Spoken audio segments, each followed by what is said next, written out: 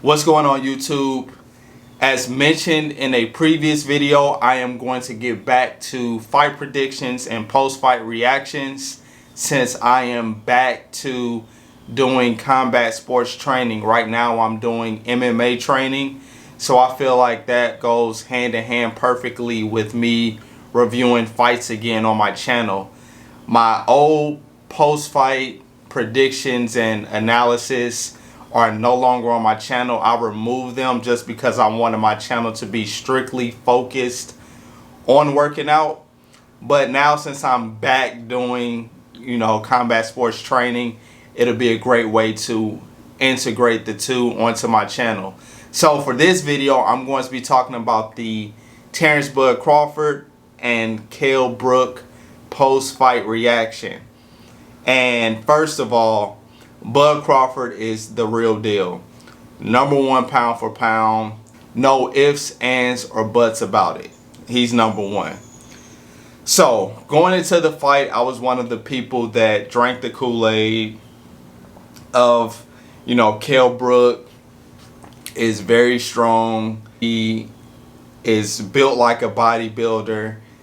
Look, just because you have a lot of muscles, that does not translate into you winning a fight. There's a lot more things that go into it. Kell Brook got put out initially with a jab. So that meant that Bud had great power in his jab, but more importantly, timing. So when you get caught with a jab like that, your muscles don't matter. So that was one of the things. Like, everybody knows Kell Brook probably has the best physique at welterweight, or one of the best physiques. But what does that mean? Because every time he's in a big fight, he gets broken down. But he had never just been knocked out from a jab. And a lot of people are going to say now, well, Kell Brook was past his prime. Like, no. Bud Crawford is just that good. I have to give Bud Crawford his respects. And I'm a huge Errol Spence fan. So leading up into that fight, I thought the fight was going to go to decision. I thought it was going to be like 7 rounds to 5. A decision for Bud Crawford. But I thought he would take over the fight later, in the later rounds. Like starting with round 6 or 7. And then stay on the outside. But as soon as he changed his stance to a southpaw stance, he just started destroying Kell Brook, which was crazy that he was able to process what was going on in those first 2-3 rounds and then realize that, he was getting caught and timed by Kell Brook when he was fighting in the orthodox stand. But when he switched to southpaw, Kell Brook just could not keep up. So something that's very important in fighting, whether it be boxing, UFC, or anything like that, is explosiveness. So I haven't heard anybody really talk about this yet, but Bud Crawford's explosiveness is insane. And that plays a role in fighting, especially if you have good timing. So once again, just focused on the appearance, the aesthetics of Kell Brook doesn't mean anything when you're going up against an elite fighter. And yeah, Terence Crawford is in great shape himself. He has a great physique, but he doesn't look like he's a bodybuilder in the boxing ring. So I think a lot of people saw Kell Brook's physique and they were like, I haven't seen Kell Brook this serious in a long time. And I was drinking that Kool-Aid because in my mind, I know that your physique, yeah, you have to be in great shape. Don't get me wrong, you have to be in great shape. But physiques don't win fights. They win bodybuilding shows. So that was one of the things that I drank the Kool-Aid on. So although I had Terence Crawford winning by decision, 7 rounds to 5, I was looking at the some of the betting odds, and it was plus 1,200 for Brook to win by decision. So I told myself, well, I can't pass up on those odds. I saw value in that, but I was, perfectly fine with losing that money if, Kell Brook lost the decision. But he got destroyed. He didn't even get close to a decision. He got destroyed. And even after the first knockdown, it was over. Because when the ref asked him if he was ready to continue or if he could continue, Kell Brook wanted to quit again. He wanted to quit again. He was fully aware of where he was. He wanted to quit because he did not expect that power coming from Bud Crawford. And we got to give Bud his respect. He's been getting disrespected a lot. Well, to me, he should have always been pound for pound #1. That Lomachenko nonsense was just hype. I don't understand how people were using his amateur resume to go along with his, his pro resume and all this, but it's whatever. This isn't about Lomachenko, but Bud Crawford has been the pound for pound best fighter in the world for a long time now. Despite what the rankings say, Lomachenko has never been a better pound for pound fighter than Bud Crawford.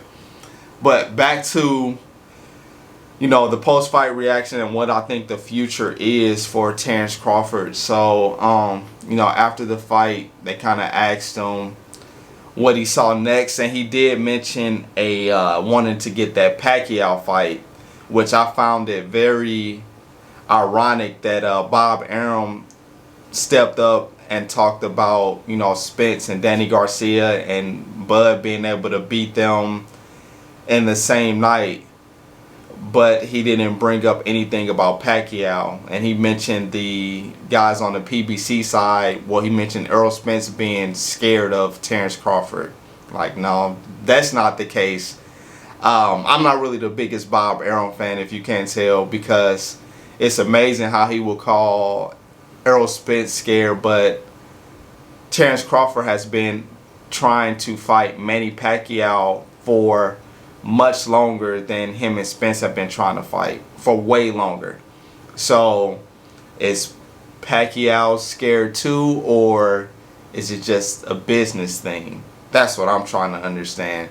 But yeah, next for Bud, I honestly want Spence to handle business against Garcia, and I think Bud and Spence need to fight when they're in their primes, because they're doing a build up for a mega fight, and we're going to look up and nobody's going to be interested in the fight anymore. And yeah, it happened with Mayweather and Pacquiao, but it was a lot of other things outside of just the build up and money for that fight. People tend to forget that Manny Pacquiao didn't want to take the random drug test or the Olympic style drug test that Floyd Mayweather wanted him to take. So that tends to get swept over, but it's all good. I know it's going to be biased in every sport. You're going to have your heroes and your villains, but I want Bud to go ahead and fight Spence next. I don't really want to see a Pacquiao fight. I think they're talking about Pacquiao fighting Mikey Garcia, which that'll be a cool fight. I think Pacquiao should handle Mikey Garcia pretty easily, honestly.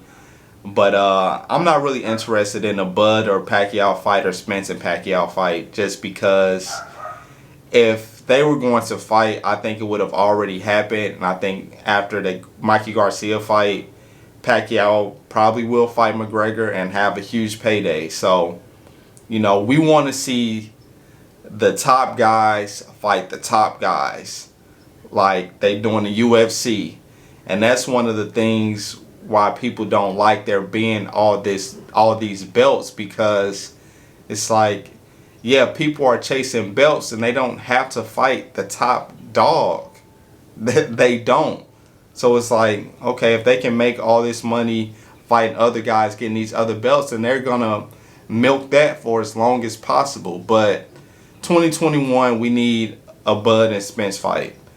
I don't care about anybody else. I don't care about them fighting Gamboa. I don't care about Spence fighting Sean Porter again.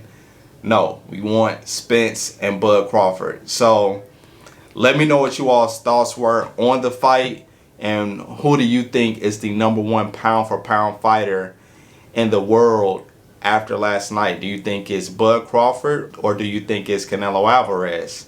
Because a lot of people can make a strong statement for Canelo being pound for pound #1 as well.